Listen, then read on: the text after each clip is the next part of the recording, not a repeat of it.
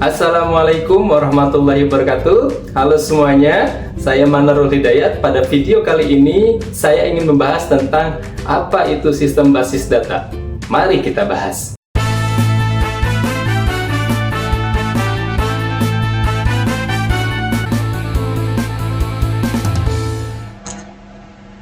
Pada materi hari ini kita akan membahas terkait pengenalan sistem basis data. Nanti kita akan mempelajari definisi terkait apa itu data, apa itu basis data, apa itu informasi, dan apa itu sistem basis data itu sendiri.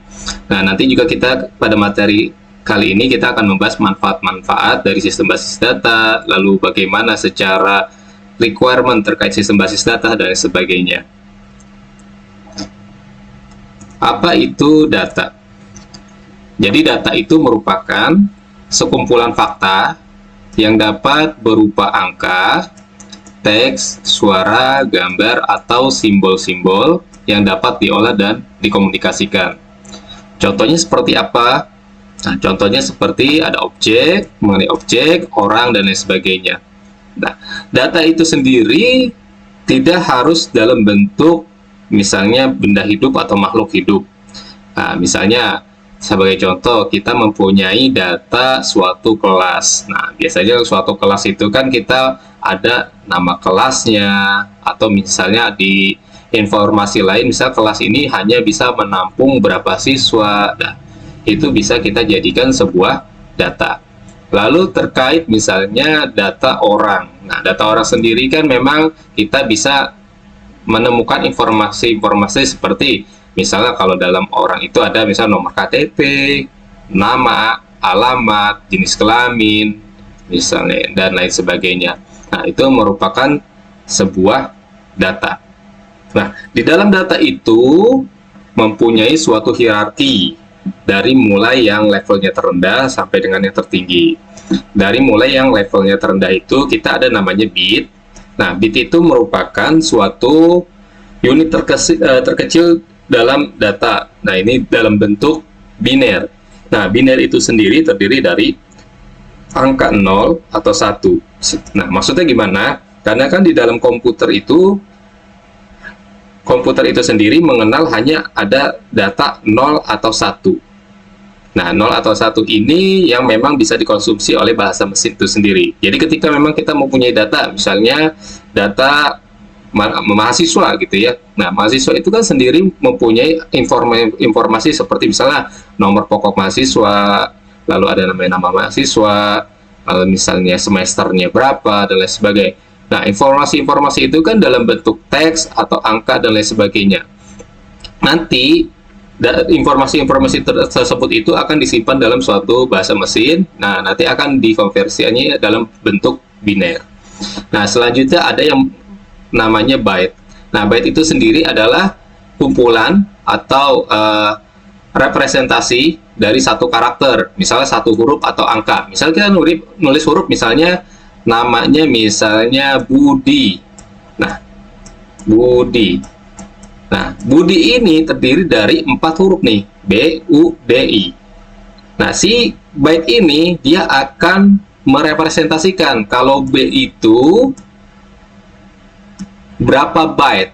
Jadi kumpulan dari si 01 ini, si bit ini sebanyak 8 bit. Nah, misalnya anggap B itu misalnya ada 8 bit dengan polanya misalnya 1 1 1 0 1, misal 0 1 1. Ini misal ya. Nanti kita cek lagi B itu dalam bentuk binernya seperti apa. Nah, misal seperti ini. Jadi ketika sistem mendapatkan informasi huruf B ini, dia akan mengenerate suatu byte, yang mana byte ini kumpulan dari 8 bit ini sendiri, seperti itu.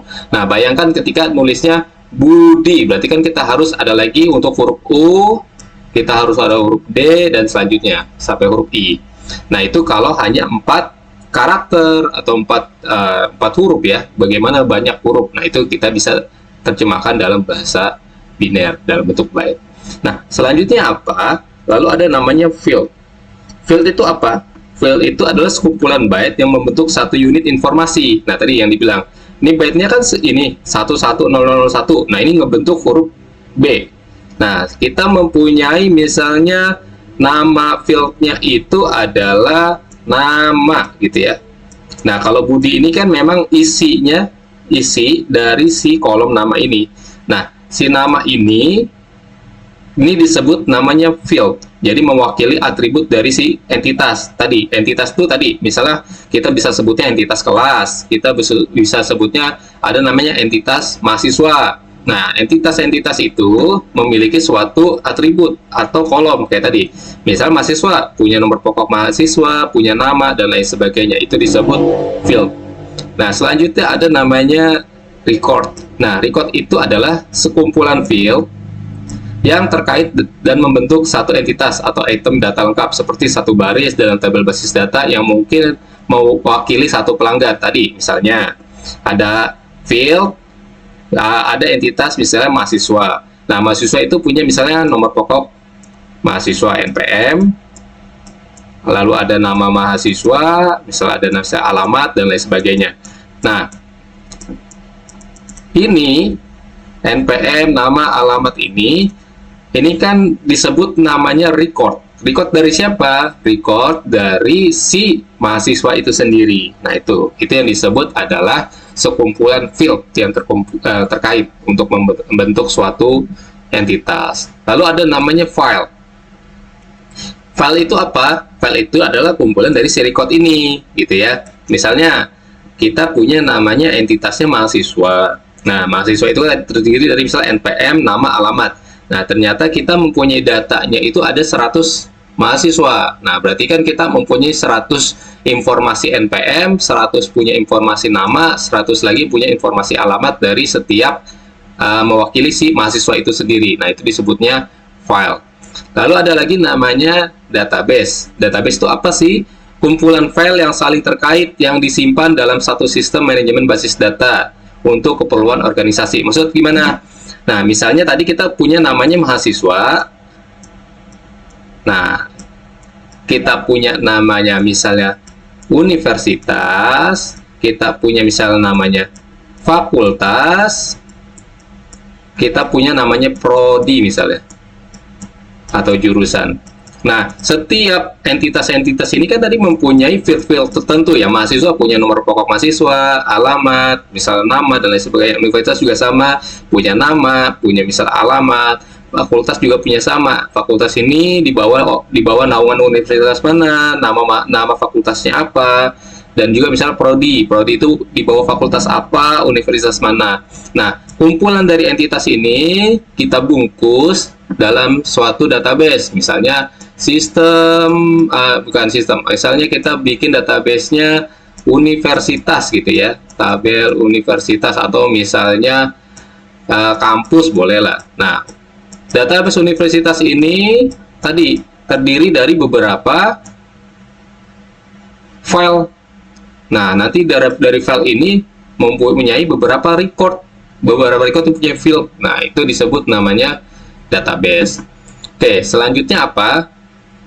Kita akan membahas terkait tadi hierarki ini, masih di hierarki. Nah, ini dalam bentuk penggambaran, nah ya, ilustrasinya ya. Nah, seperti ini. Misalnya, kita punya nama database-nya, database karyawan, ada punya informasi detail karyawannya, ada punya informasi pelatihan, ada punya informasi terkait salary. Nah, ini kan dibedakan setiap filenya nih, ada file informasi karyawan, informasi dia pernah pelatihan, sampai dengan gajinya. Nanti database ini seperti ini, kita akan ada buat filenya nih. Nah, tadi informasi misalnya nama karyawan, job title-nya apa, tanggal bergabungnya kapan, gitulah ya. Nah, ini disebut namanya file. Lalu ada namanya record nih. Nah, recordnya ini, record tuh ini, satu baris ini.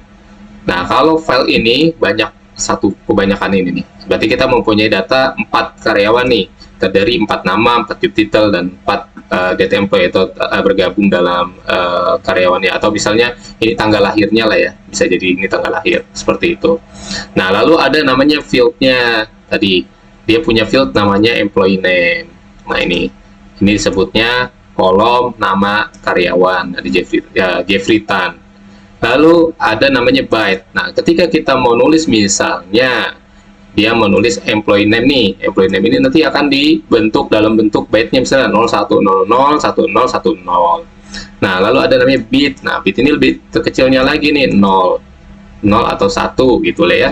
Nah, itu. Ini adalah ilustrasi dari penggambaran hierarki data. Nah, sekarang kita akan membahas terkait apa itu basis data. Nah, basis data itu sendiri adalah kumpulan data yang memiliki hubungan serta tersimpan atau terkumpulkan dalam memenuhi kebutuhan akan suatu informasi. Tadi misalnya basis data, kita mau punya basis datanya universitas. Nah, universitas itu sendiri kan tadi ada nama universitas, ada nama fakultas, ada nama prodi, sampai dengan nanti informasi dari mahasiswanya itu sendiri. Nah, itu kan satu kumpulan data yang memiliki hubungan. Nah, makanya disebutnya basis data. Karena ketika tidak ada memiliki hubungan, itu dinamakan bukan basis data. Kalau basis data itu kan dia satu kumpulan data-data yang tadi kita punya untuk memenuhi kebutuhan suatu informasi ketika nanti sudah diolah. Nah, perlu atau tidak perlu menggunakan basis data? Nah, kita bisa menimbang-nimbang nih, kapan bisa memerlukan basis data atau tidak perlu menggunakan basis data. Kalau perlu itu pada saat apa? Yang pertama, data sangat banyak dan perlu diupdate. Misalnya, ada suatu perusahaan, dia memiliki banyak cabang. Nah, itu kan akan sulit tuh mengontrol, takutnya ada redundansi data atau data-data yang double, seperti misalnya nama pelanggannya. Misalnya dia punya pelanggan, misalnya pelanggan A. Nah, ternyata pelanggan A ini bisa berbelanja atau bisa membeli suatu barang di PT tersebut di beberapa cabangnya. Kalau tidak memiliki sistem basis data, akan adanya redundansi data. Misalnya pada saat cabang A itu, cabang 1 itu pelanggan A itu datang nih, maka akan dicatat, oh namanya si pelanggan A. Ternyata pada saat nanti dia datang ke cabang B, nanti akan dicatat lagi namanya pelanggan A. Padahal kan sebenarnya itu data yang sama karena memiliki informasi yang sama juga. Nah, ini yang akan repot. Lalu misalnya dari setiap cabang-cabang itu kan memiliki banyak informasi transaksi ya. Misalnya ada transaksi penjualan, transaksi penerimaan barang. Kalau cabangnya banyak, itu akan sangat-sangat perlu dilakukan aja basis data. Yang kedua, data relevan untuk jangka waktu yang cukup lama. Nah, karena sistemnya basis data itu adalah untuk ketika memang kita data ini ingin kita pakai atau kita gunakan itu dalam waktu yang lama. Tadi, nanti bisa dalam bentuk analisa data dan lain sebagainya. Kalau cuman sifatnya temporer, misalnya saya mau pakai data ini pagi ini misalnya, tapi nanti siang saya hapus, dan nggak perlu lah ada namanya basis data. Dan kita, atau misalnya nanti siang itu saya udah nggak gunain lagi, karena buat apa orang cuma temporer sementara. Nah, itu nggak perlu. Lalu ada data digunakan secara bersamaan oleh banyak. Nah, yang tadi saya bilang, misalnya ada cabangnya banyak, ada pelanggannya itu juga pelanggan yang sama. Nah, sebenarnya nggak perlu lagi mencatat pelanggan tersebut di cabang yang lain. Karena ketika kita menggunakan basis data, cukup pada saat pelanggan itu datang di cabang yang pertama kali dia datengin. Nah, itu akan terdistribusikan dalam sistem itu dengan data yang sudah dicatat seperti itu. Lalu bagaimana kalau kita memang nggak perlu menggunakan basis data nih? Tadi datanya sedikit dan sangat sederhana. Di misal saya datanya mintanya data mahasiswa aja, kan itu sangat sedikit gitu ya. Tapi nggak kompleks. Nah, itu nggak perlu ada basis data. Misalnya saya mau tahu mahasiswa ini kelasnya kelas berapa, semester berapa, itu kan cuma sedikit ya. Nah, itu nggak perlu yang sangat kompleks, jadi kita nggak perlu namanya basis data. Data terdefinisi dengan baik tidak akan berubah. Nah, tadi saya bilang, misalnya datanya nggak pernah berubah, ya udah gitu-gitu aja. Nah, tidak terupdate gitu ya. Misalnya kayak transaksi kan tuh bergerak terus. Nah, itu penjualan akan bergerak terus. Misalnya pembelian, penjualan, pembelian itu bergerak terus. Kalau misalnya tidak ada basis data, itu akan repot. Kita akan melihat misalnya bulan lalu penjualan berapa ya, bulan ini penjualan berapa. Nah, itu kan akan repot kalau kita tidak menggunakan basis data. Untuk analisa datanya akan sulit. Lalu akses bersama ke suatu data tidak diperlukan. Tadi misalnya kalian buka toko, misalnya warung lah, warung kecil. Nah, misalnya cuma kalian doang yang gunain, dan transaksinya tadi juga sedikit, sederhana. Nah, dia nggak perlu ada nama basis data. Tapi kalau digunakan untuk akses bersama, ya tadi saya bilang, cabangnya banyak, transaksinya sangat intens atau sangat cepat gitu lah ya, itu perlu ada akses bersama. Nah, selanjutnya apa itu informasi? Nah, tadi kan kita udah tahu nih data itu apa, basis data itu apa, informasi itu apa sih gitu ya. Nah, informasi itu tadi data yang telah diolah atau basis data yang telah diolah untuk memberikan makna kepada pengguna yang menerima data tersebut, terutama dalam konteks pengambilan keputusan. Contohnya tadi, misalnya kita udah punya data nih, anggaplah data perusahaan gitu ya. Data perusahaan itu ada misalnya data pelanggan, data penjualan, data pembelian, dan lain sebagainya. Ketika memang data-data itu diolah, kita mau tahu nih perusahaan ini, kira-kira pada bulan ini data pelanggan mana saja yang memang banyak melakukan pembelian, sehingga misalnya keputusannya mau diberikan reward gitu ya, apakah dari sisi diskon dan lain sebagainya. Nah, itu kan bisa tuh dari data-data tadi kita olah menjadikan sebuah informasi. Oh, ternyata pelanggan A ini dalam satu bulan cukup banyak dibandingkan pelanggan yang lain soal pembelian. Misal dalam satu bulan dia sampai 20 kali gitu ya pembelian atau 30 kali, dan nominalnya mungkin ada parameter lain, dan nominalnya di atas misalnya 10 juta gitu ya. Kan ada juga misalnya dia banyak beli tapi nominalnya sedikit gitu lah ya. Ada yang memang beli tapi belinya tidak terlalu rutin tapi nominalnya besar. Nah, itu kan bisa jadi membuat keputusan itu dengan apa? Dengan data yang sudah kita simpan dan kita olah seperti itu. Nah, selanjutnya apa itu sistem manajemen basis data? Nah, sistem basis data itu bisa juga disingkat dalam atau bahasa lainnya lah ya, bukan disingkat, database management system. Nah, ini dalam bahasa Inggrisnya database management system. DBMS ini kita manggilnya DBMS aja ya. DBMS ini adalah serangkaian program perangkat lunak yang memungkinkan pengguna untuk mendefinisikan, menciptakan, memelihara, dan mengendalikan akses ke basis data. Maksudnya gimana? Tadi, dengan sistem basis data ini, dengan manajemen kita dapat mendefinisikan nih, oh mana yang memang data pelanggan, oh mana yang memang misalnya tadi data transaksi penjualan, data pembelian. Nah, kita juga dapat menciptakan. Maksudnya menciptakan gimana? Kita udah punya nih namanya field-fieldnya atau filenya nama pelanggan. Nah, ketika itu ada pelanggan baru gitu ya, atau misalnya pelanggan lama yang memang misalnya anggap kita pelanggan baru dulu deh, pelanggan baru. Nah, kita dapat menciptakan itu maksudnya apa? Kita dapat menginput data pelanggan baru, misalnya namanya Andi gitu ya, nanti alamatnya di mana dan lain sebagainya. Nah, sehingga kita dapat menyimpan si pelanggan itu dalam sistem basis data kita. Terus apalagi kita juga bisa mengupdate, misalnya si Andi ternyata nomor teleponnya ganti nih. Nah, sehingga kita perlu mengupdate tadi data si Andi ini yang tadinya nomor teleponnya yang lama berapa yang aktif. Nah, kita nonaktifkan, kita masukkan nomor baru yang aktif seperti itu. Nah, kita juga dapat memelihara. Nah, maksudnya gimana? Dengan data-data yang tadi kita punya, kita dapat memelihara nih, sehingga ketika nanti diperlukan lagi, kita mempunyai data, khususnya yang sifatnya dalam mengambil keputusan. Tadi kita punya data pelanggan, transaksi penjualan, dan lain sebagainya. Nah, kita bisa pelihara tuh data tersebut dalam jangka waktu yang lama. Nah, selanjutnya adalah mengendalikan akses ke basis data. Nah, sistem basis data ini sendiri seperti kayak misalnya rumah.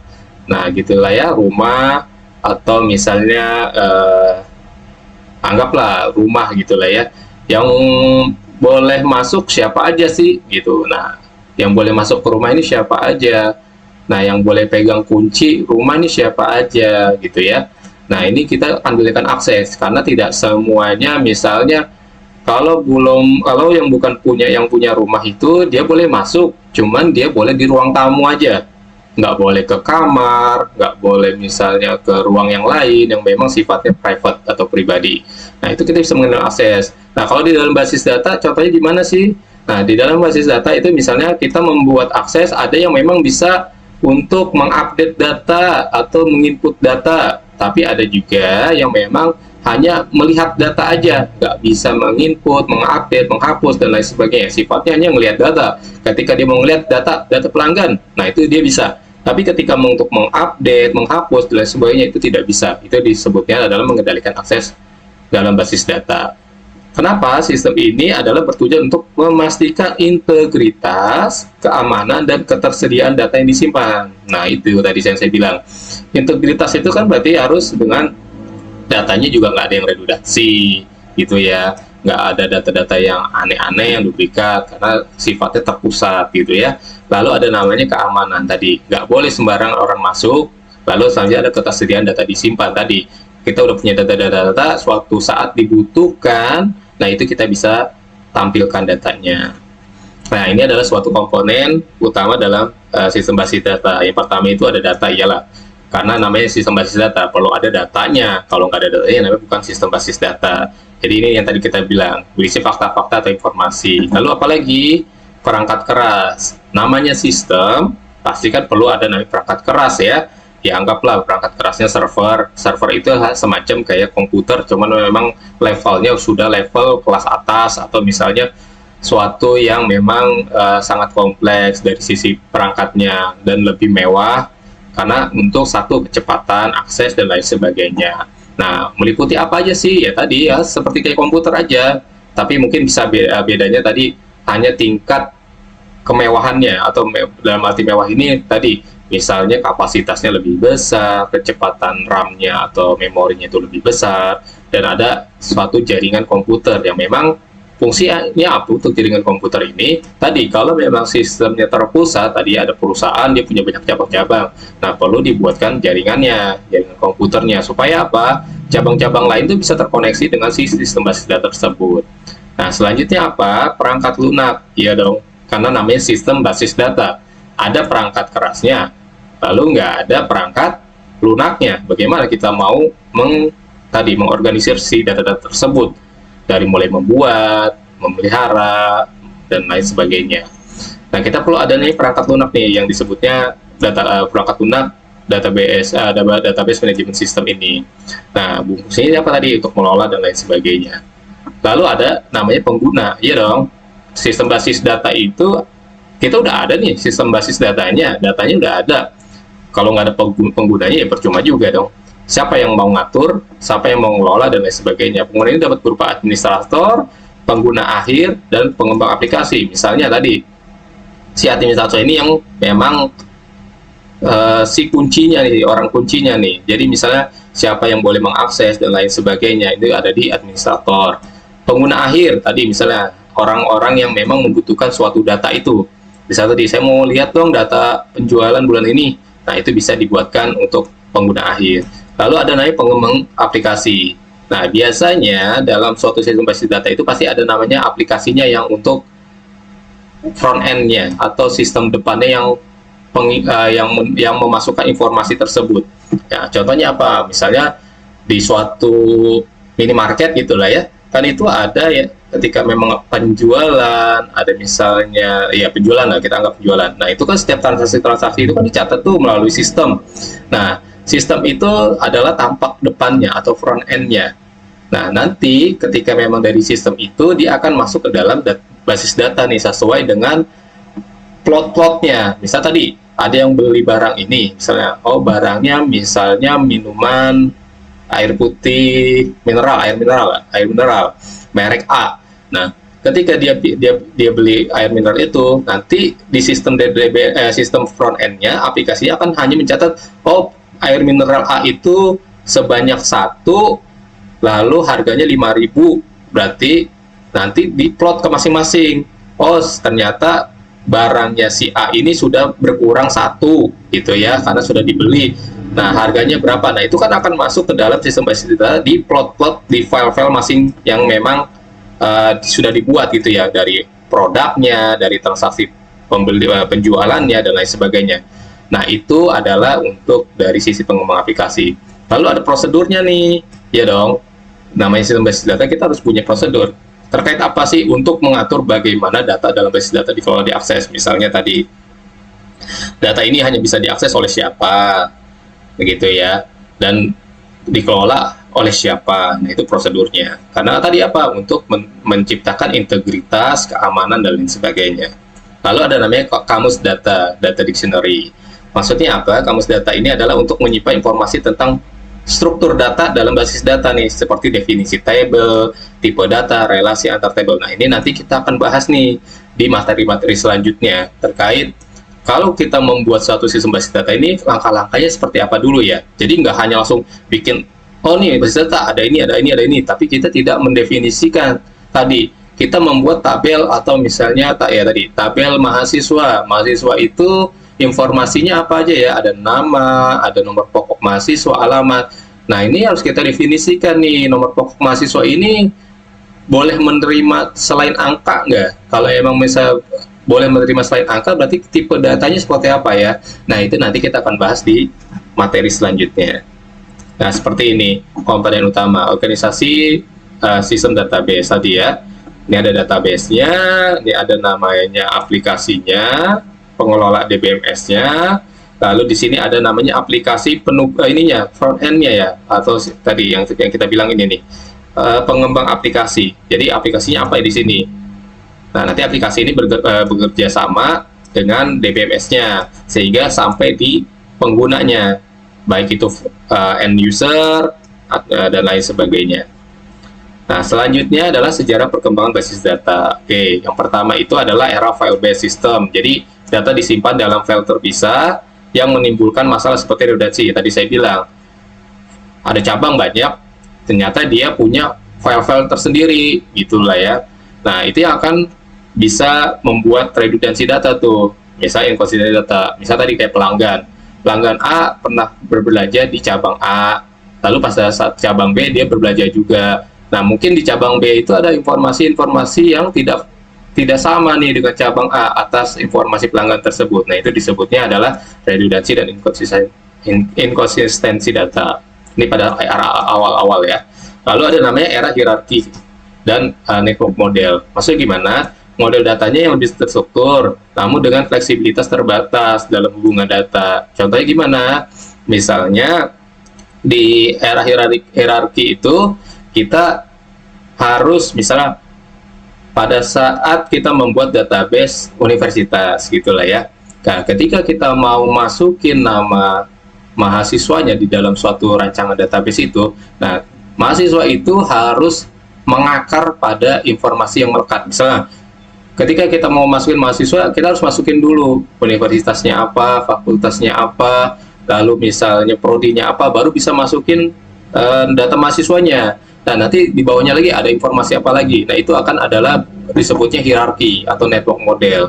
Nah, nanti akan kita bahas di materi selanjutnya. Lalu ada namanya era relational model. Nah, ini adalah menggunakan SQL, struktur query ya. Nah, ini nanti kita akan bahas nih, bagaimana mudahnya dalam SQL. Lalu ada era NoSQL dan Big Data. Nah, maksudnya apa? Era NoSQL itu adalah data-data yang sifatnya dalam bentuk gambar dan lain sebagainya. Nah, ini karakteristik utama dari sumber data, yaitu ada pendefinisian data. Oke, DBS memang memungkinkan gitu ya pengguna untuk mendefinisikan dari suatu struktur data, jenis data, relasi antar data, dan batasan integritas data. Tadi ya saya bilang, misalnya kita mau bikin mahasiswa itu data mahasiswa, informasinya apa aja sih? Ada nomor pokok, ada nama, dan lain sebagainya. Kita harus buat dulu nih struktur data seperti apa. Lalu jenis datanya dari setiap kolomnya apa, nanti relasinya apa, misalnya mahasiswa relasinya atau hubungannya dengan apa, oh dengan jurusan atau prodi, oh hubungannya dengan misalnya fakultas, oh hubungannya dengan universitas, atau bahkan nanti ujung-ujungnya adalah ada mata kuliah dan lain sebagainya. Nah, dia kan terrelasi nih, atau ada hubungan antar data. Lalu ada manipulasi data.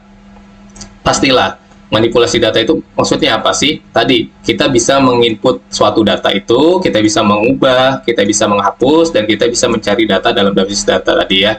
Contohnya tadi saya bilang, kita mau masukin data mahasiswa, namanya Budi. Nah, kita masukin nih namanya Budi, alamatnya di Jakarta. Nah, misal nomor teleponnya 123, ternyata kita mau ngubah juga nih, yang tadinya teleponnya 123 jadi 456. Nah, ini namanya manipulasi data.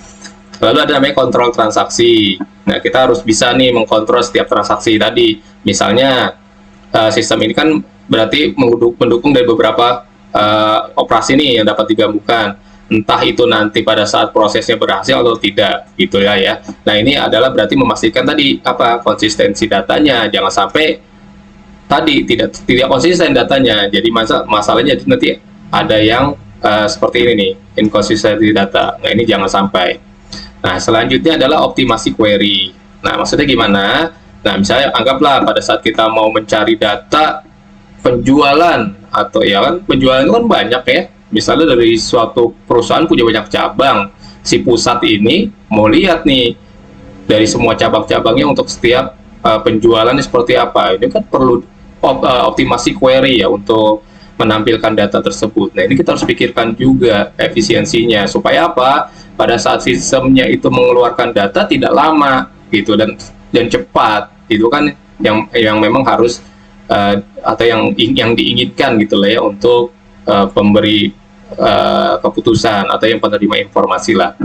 Nah, selanjutnya adalah keamanan data. Udah pasti yang tadi saya bilang, kita harus punya kontrol akses, otorisasi, dan autentikasi pengguna. Lalu ada namanya backup pemulihan, ya dong. Misalnya suatu saat ada crash dan lain sebagainya, nah kita harus punya langkah-langkah tadi untuk membackup data. Jadi biasanya backup ini punya schedule nih.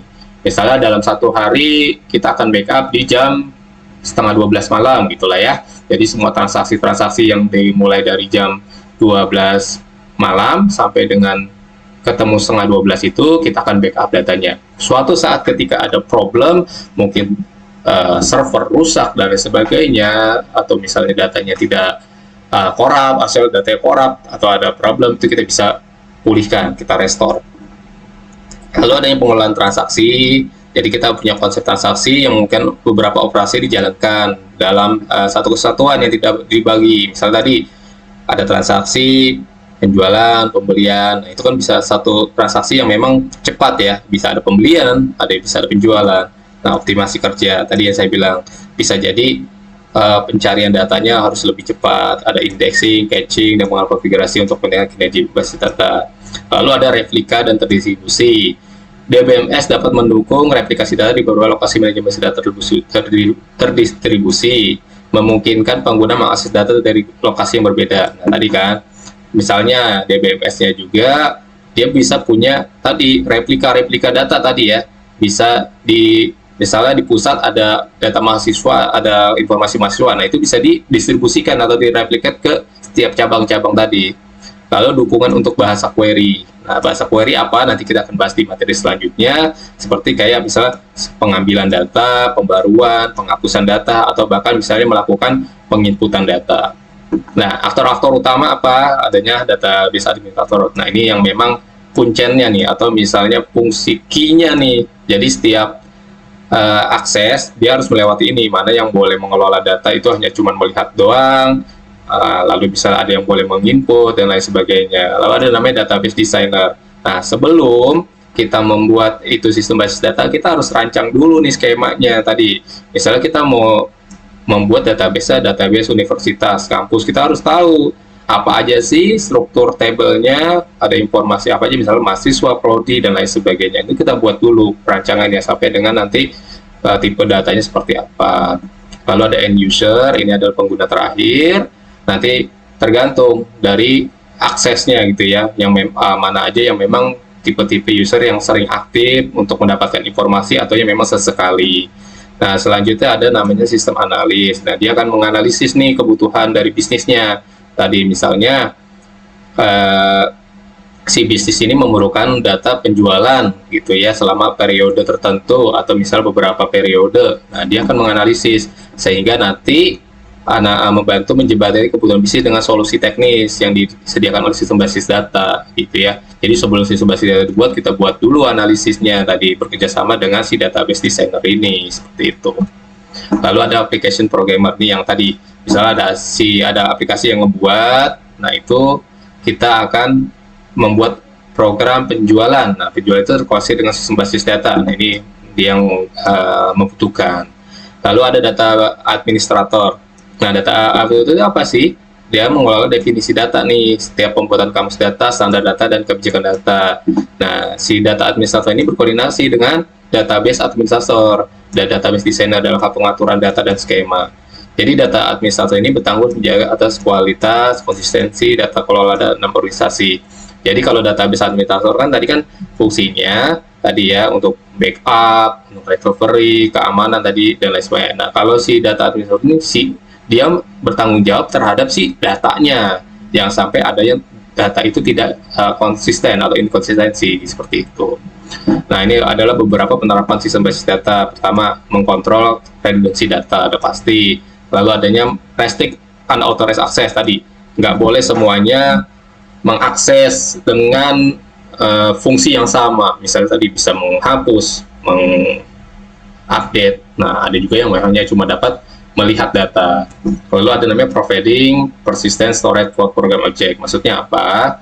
Jadi basis data ini dapat menyimpan objek-objek di dalam program aplikasi nih, seperti bahasa pemrograman oriented object di dalam basis data.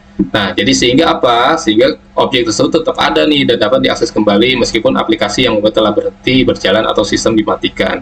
Nah, seperti itu. Misalnya kita awalnya menggunakan sistem aplikasi A, tapi sistem basis datanya tetap satu gitu. Ternyata sistem aplikasi A ini diganti dengan sistem aplikasi B. Nah, sistem aplikasi B ini bisa mengadop dari database yang sudah kita buat. Nah, itu maksudnya seperti itu.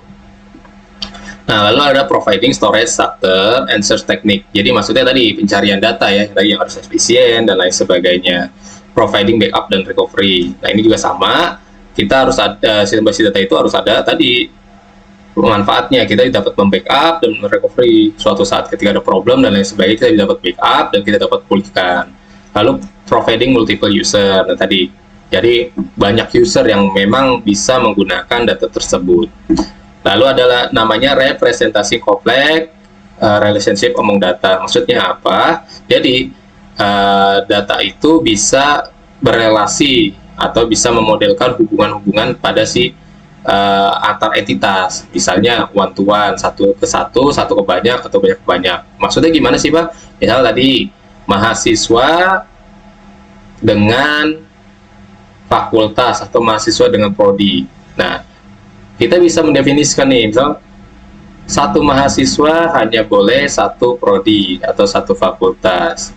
Nah, kalau misalnya mahasiswa dengan mata kuliah, ya tadi satu mahasiswa bisa memiliki banyak mata kuliah, atau misalnya banyak mahasiswa bisa memiliki banyak mata kuliah, seperti itu.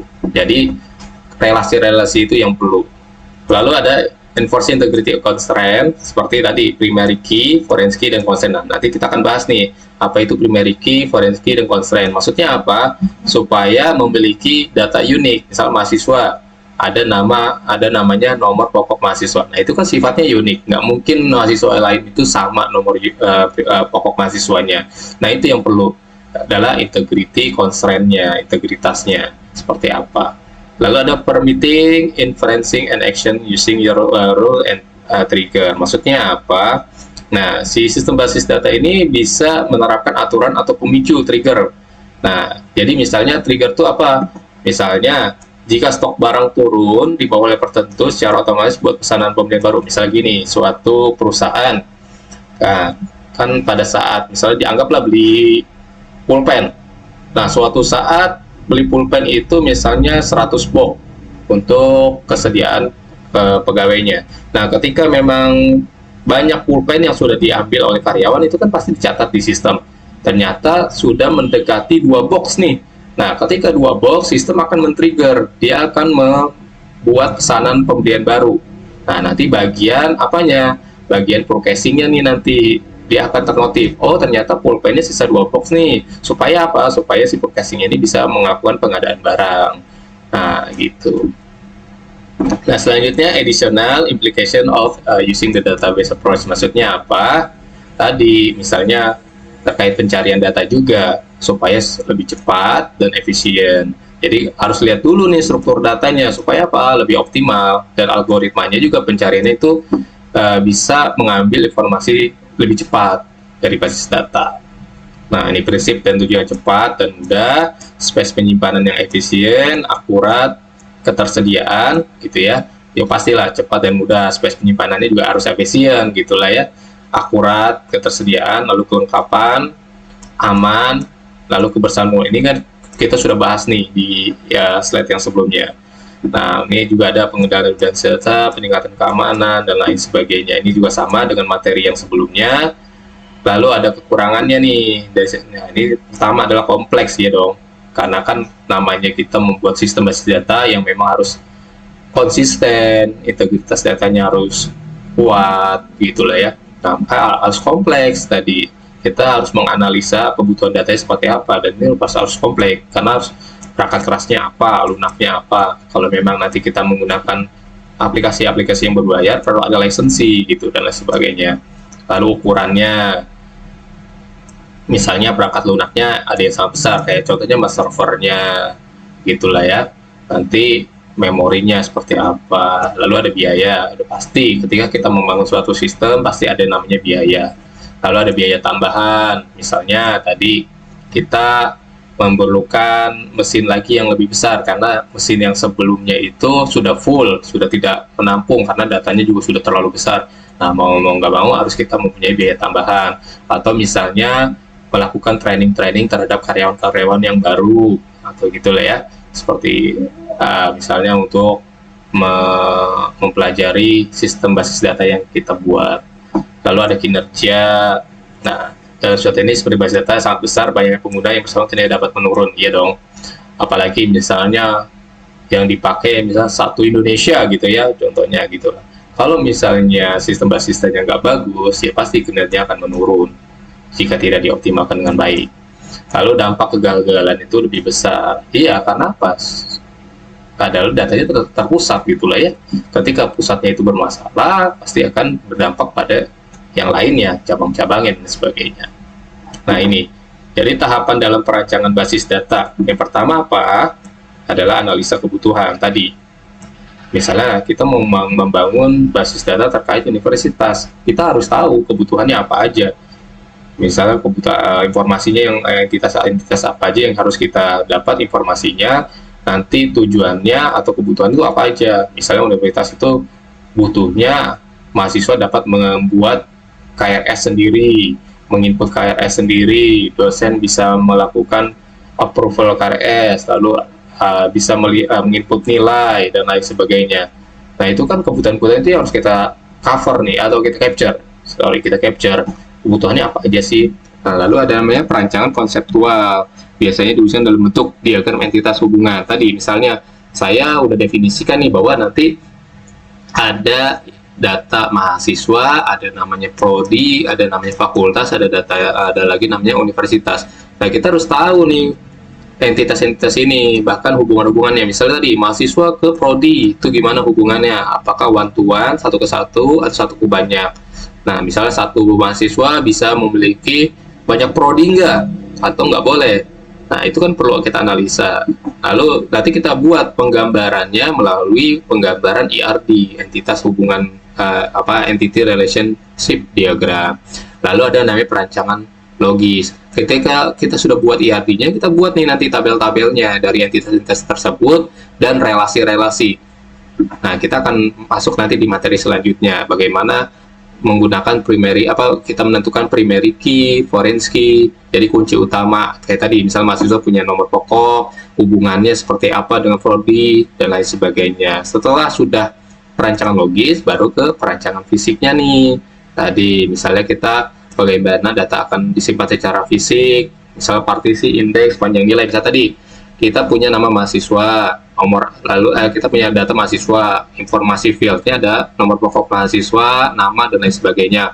Nah, misalnya nomor pokok mahasiswa ini kira-kira tipe datanya itu bisa masuk selain numerik nggak atau selain angka nggak? Kalau memang misalnya nggak boleh, berarti kita definisikan nih pengelompokan datanya, berarti dia hanya bersifat nilai. Nah, misalnya nilainya hanya misalnya cuma 8 digit. Nah, kita harus definisikan. Nah, berarti nomor pokok mahasiswa itu tidak boleh lebih dari 8 digit. Misalnya. Lalu ada namanya implementasi tadi ya. Setelah sudah dirancang dan lain sebagainya, baru kita buat implementasi perancangan database-nya yang telah ditetapkan di tahap sebelumnya. Jadi istilahnya sudah terbentuklah sistem basis datanya. Nah, ini contohnya konseptual design. Jadi membuat entitas. Nah, nanti kita akan masuk nih materi, kita akan membahas seperti apa sih entitas itu. Nah, ini logical design-nya. Nanti kita akan buat foreign key-nya, tabel-tabel seperti apa. Nah, ini physical design-nya, integer, varchar, tipe data, dan lain sebagainya. Lalu selesai. Nah, mungkin pada materi ini sampai di sini terkait pengenalan sistem basis data. Selanjutnya kita akan masuk ke materi-materi terkait nanti apakah terkait sistem basis data yang lainnya lah ya.